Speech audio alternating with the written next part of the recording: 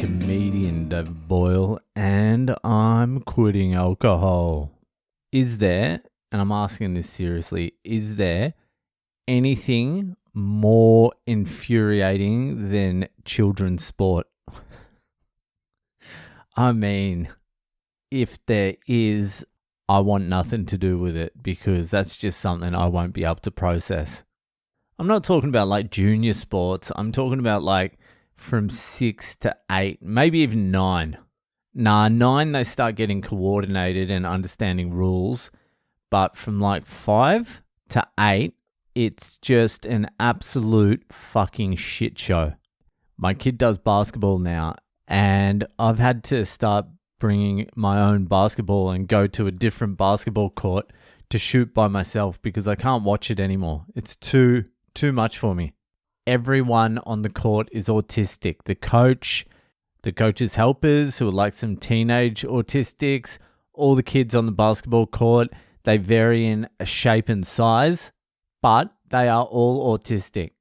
You've got your like classically way too tall for the age group kids, and you've got your classic like way too small kids.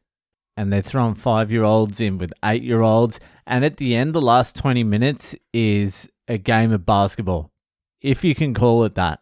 It's less basketball and more like a combination of like rugby, dodgeball, fucking Paralympics, anything. There's very little basketball being done. So I come back for that. So I go to the other basketball courts. I used to run around the soccer field to get some zone 2 cardio in, but I got stopped and accused of being a pedophile too many times. I'm like, I'm just going to stay at the top basketball court and I'm going to shoot around, and that will be a kind of meditation. I'll just practice my shot, swish, swish, swish. I'm the worst shot. I fucking suck. But anyway, I come back to watch the game at the end, the 20-minute game, and it's a fucking shit show. You've got the fucking tall, fat kid who's like half an inch shorter than me. He's just charging. He gets the ball with his titties and he just charges. No bouncing. He doesn't bounce. That's crazy. He's like elbowing cunts in the head and just running with it. And there's only so much the coach can do, the referee. He's refereeing. He's blowing the whistle. He's trying to yell out, you got to bounce. You got to bounce the ball. Put that kid down. Bounce the ball. No elbows. But fucking, how many times can you yell that out without the kid listening or following instructions before you just give up? You're just like, all right, fucking 8-year-old Arnie, just fucking maul the fuck out of these kids. So he's running around, almost dunking. He's got like that retard strength.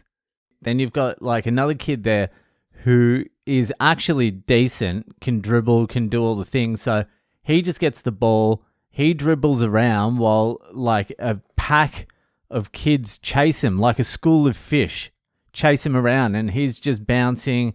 He's doing crossovers. He's fucking like faking out. He's doing step back fadeaways. He never passes, this kid. He's like good for his age. And then I look at his dad. His dad's up to my shoulder. I'm like, there's no chance. Give it away. No one cares. You don't have the genetics. You're pretty much as tall as you're ever going to be. Forget about it, kid. Choose a different sport. So he's one of the kids. You got some girls there that are half decent as well. But the majority of the kids, and this is where my son falls into this group, the group that just like chases the ball around wherever it is and is at the opposite end of any opportunity of getting the ball. Like my son's team will get the ball. They'll start going down to their fucking ring. My son will stay at the other end calling out for a pass. Like they've got to pass it almost the full court in the opposite direction to get to my son. And he's there waving his hands. And I'm on the sideline. I'm like, get up there, you can't. Fucking hustle. I'm like, run a pick and roll, you fuck. Cut pass. I'm like a full psycho. I have to really keep it in. I have to keep my psycho in at the sports so badly. Just fucking bury it. I don't think I really keep it buried either. I watched King Richard the other day. Serena Williams' dad's movie. The one Will Smith won the Oscar for after he fucking slapped the shit out of Chris Rock. Good movie, but there's no way Venus and Serena become Venus and Serena without a psychopathic dad. Although he seemed a little bit better than some of the other psycho parents. He seemed more holistic in his approach. He thought education was important. He seemed to keep them happy. He also had 9 kids. 9 kids with a bunch of different parents. Mums. I don't know what happened to his other kids, but oh well, he got two good ones. And that's all you can ask for. Anyway, if you got kids, just enjoy the early sporting days. It's something to behold. Not a lot of talent down there. Not a lot at all.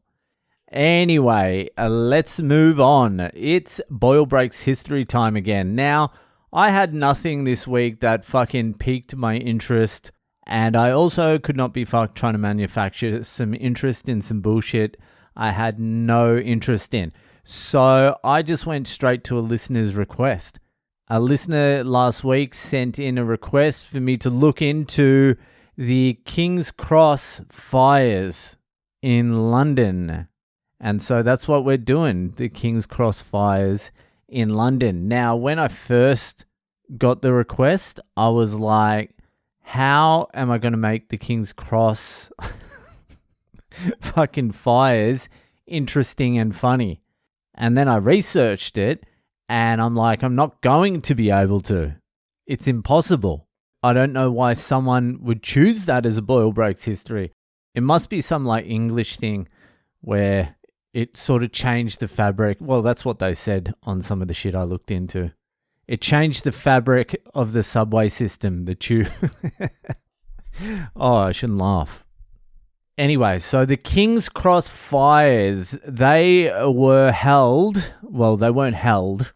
It wasn't an event, but the King's Cross fires took place in 1987. So how long ago? 36 years. It was November. Coming up on 36 years. So 35 years ago, King's Cross fires were held in the tube, in the underground tube in London, the train station King's Cross. So back in the day, that station was a piece of shit. By the sounds of it, King's Cross in London was very much like King's Cross in Sydney back in the day. So it was a grimy piece of shit train station. And 1987, everything was like old school. Even in the tube, you could smoke darts on the train. Those were the days. Just sit in there after a big day's work. You're a non-smoker. You sit down, 4 cunts sit next to you, and just spark a does. Just surrounded by cigarette smoke. Fuck, those are the days, aren't they? So it was a different time. That's 1987. The escalator at King's Cross Station was even wooden, and that was part of the problem. So this is how the fire started. This is legitimately how the fire started. Some cunt lit a cigarette and then threw the match on the wooden escalator. And the match started a smoldering fire, just a small one, a containable one. But then it quickly turned into something bigger. And that fire set fire to the grease that was just lying around everywhere. And this caused some sort of like fireball to go up the King's Cross escalator. And it's actually very steep. It's a very steep, long escalator. And so this huge fucking fireball went to the top of the thing, blocked everyone off, and it was a raging rager. 31 people ended up dying. 100 people injured. It didn't even last that long. From the first sign of the fire, as soon as that dude lit his dart, he probably got out. He was smoking his dart up the escalator, just flicked his match. 10, 15 minutes later, there's a fireball and 31 dead, 100 injured. He could have still been at the top, just going, fucking, I'm glad I had nothing to do with that. Anyway, I don't know. I don't know if you can tell I'm struggling to find some interesting shit to talk about. The fucking King's Cross fires.